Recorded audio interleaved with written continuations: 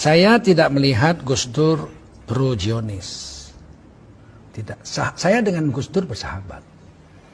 Tahu saya bagaimana Gus Dur. Ya memang Gus Dur itu ketua Yayasan Shimon Peres, benar. Oh dia dapat dana, iya betul. Untuk membuat hubungan diplomatik dengan Indonesia, dengan Israel, betul. Tapi kan sampai wafat dia nggak buat. Itu cerdasnya Gus Dur. Dia menolaknya halus.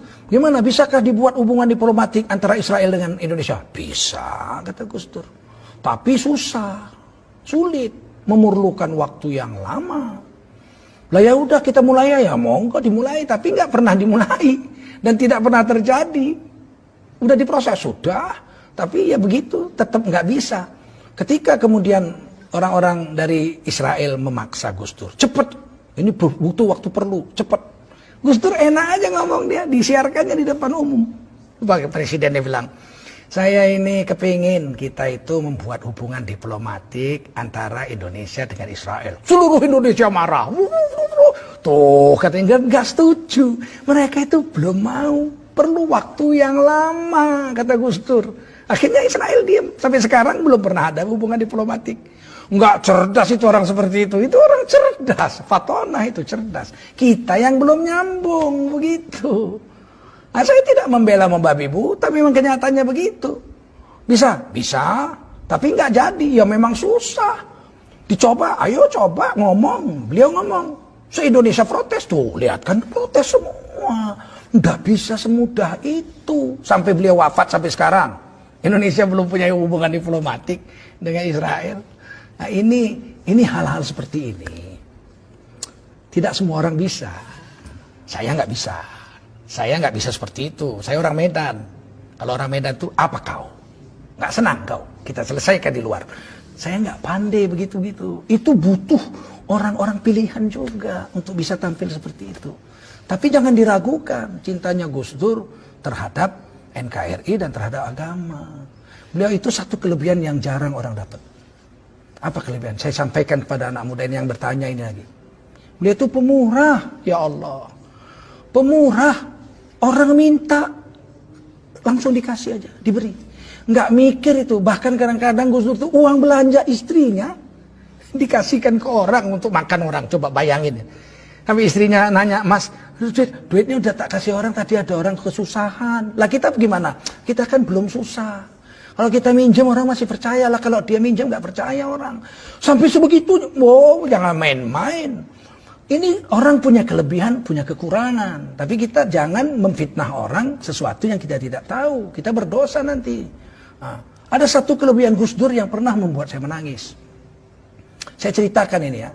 Saya bukan menjilat Gus Dur sudah wafat, nggak ada urusan. Saya nggak minta jabatan dari bicara saya ini. Kalau saya mau jabatan zaman Gus Dur, saya sudah ditawari jabatan. Saya tidak mau saya. Nah, apa katanya? Satu hari saya duduk di VIP room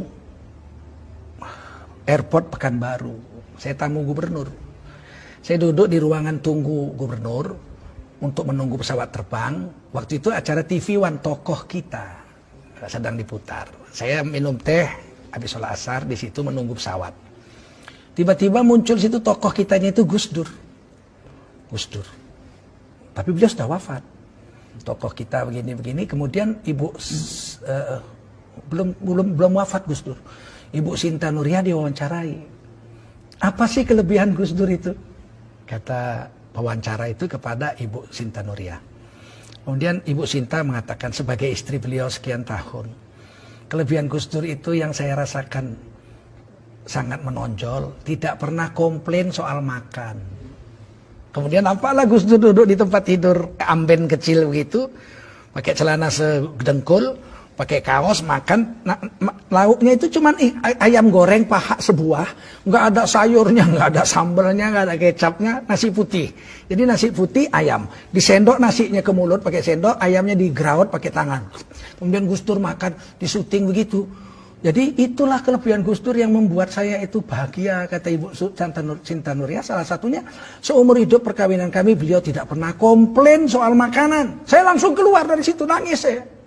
Sebab kelemahan saya paling besar adalah komplain makanan.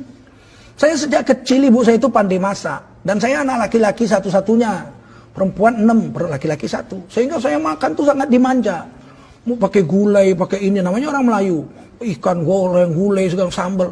Saya keluar, istri saya orang Banten. Sejak kawin tuh biasanya rebus-rebus lalap, rebus-rebus lalap. Sempat saya bilang satu hari makanan ini, makanan kambing ini saya bilang. Sampai istri saya menangis. Sebab kami orang Melayu lemak-lemak kayak kelapa. Dia lalap-lalap, tiap hari lalap-lalap rebus, lalap-lalap rebus. Jengkel juga saya. Saya keluar, saya ambil handphone. Saya telepon istri saya di Jakarta, saya bukan baru. Adik, iya bang, abang pulang. Pulang deh, abang sedang nunggu pesawat. Loh abang kok nangis? Saya bilang, saya minta maaf adik. Saya selama ini selalu komplain soal makan. Pernah saya bilang makanan kambing. Kadang-kadang saya banting juga meja gitu. Gak suka saya, makanan gak enak. Saya minta maaf. Istri saya bilang, abang sehat bang. Abang kan gak apa-apa kan. Nanti abang jatuh naik kapal terbang. Enggak dek, saya istilah Melayu buang tabiat. Orang mau mati itu tingkahnya aneh-aneh gitu. Saya bilang tidak, saya tidak buang tabiat. Enggak ada tingkah aneh-aneh. Saya baru dengar Gus Dur. Ibu Santa Nuria diwawancarai. Ternyata kelebihan Gus Dur nggak pernah komplain soal makan. Saya jadi teringat Rasulullah.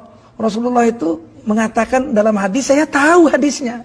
Jangan komplain soal makanan. Kalau enak kamu makan, kamu puji. Kalau kamu rasa nggak enak, jangan kau caci, tapi jangan kau makan. Pergi aja, jangan kau caci. Nah saya mencaci makanan, padahal saya tahu hadis. Saya pikir itu kan cuma Rasul yang bisa buat. Kenyataannya Gus Dur bisa buat. Ngapain mesti belajar tidak komplain makanan kok sampai jauh-jauh nunggu sahabat Nabi atau zaman Nabi. Mau zaman sekarang aja ada orang. Saya bilang gitu, maafkan saya janji. Saya tidak akan komplain lagi soal makanan kepadamu. Sampai di Jakarta saya pulang dipeluk istri saya. Ya Allah bang, abang nonton itu? Iya, saya nggak punya TV di rumah, nggak nonton TV. Tapi di VIP room itu ada televisi. Pas TV One tokoh kita. Jadi saudara-saudara, saya tidak menjilat Gus Dur. Gus Dur sudah wafat, nggak ada jabatan saya dengan kata-kata ini. Tapi wajib menceritakan orang yang sudah wafat itu kebaikan-kebaikannya saja. Haram menceritakan aib orang yang sudah mati. Karena orang yang sudah wafat itu telah sampai kepada perbuatannya. Kita ceritakan baik-baiknya aja. Nah, Gus Dur itu orang baik, cucu orang soleh, anak orang soleh. Nah, jadi demikian, mudah-mudahan ada manfaatnya pertemuan ini. Terima kasih atas pertanyaan saudari kita tadi. Dan semoga kita bisalah bersangka baik kepada tokoh kita, Ki Haji Abdurrahman Wahid atau Gus Dur. Ya, cucu daripada pendiri NU Nahdlatul Ulama Ki Haji Hasyim Asy'ari, yang memang kadang-kadang statement beliau atau perbuatan beliau itu tidak sampai ke akal kita kecuali kita bertanya kepadanya. Banyak yang bisa saya ceritakan tentang Gus Dur, tapi tidak mungkin, terlalu panjang ya. Tapi banyak hal-hal kontradiksi yang menggegerkan masyarakat, saya tanya kepada beliau. Dan beliau menjawabnya, saya terkejut gitu. Kadang-kadang dengan ilmu semantik, saya kan dosen semantik 30 tahun saya. Dengan ilmu semantik itu saya kaget itu kadang-kadang. Ya, hebat sekali sahabat saya ini, saya pikir, inilah mudah-mudahan ada manfaat. Berhentilah kita bersangka buruk kepada orang yang sudah wafat. Kalau masih hidup boleh kita kritik langsung. Sekeras apapun kritik kepada pejabat negara boleh. Karena itu dilindungi Undang-Undang Dasar 1945. Asal jangan bersangka buruk. Kritik aja silakan. Atau nanya. Kalau nggak jelas tanya pakai tanda tanya. Soal dia jawab atau nggak jawab bukan urusan kita. Kita sudah nanya, kita sudah sampaikan. Kita tulis surat terbuka. Biar dia baca, biar jawabannya dibaca orang. Dia jawab syukur, nggak dijawab kita sudah sampaikan kewajiban kita. Undang-Undang Dasar 45 pasal 28 ayat 1, 2, 3 dan seterusnya menjamin tiap-tiap warga negara untuk berkumpul dan bersuara mengeluarkan pendapatnya. Wallahu a'lam bishawab.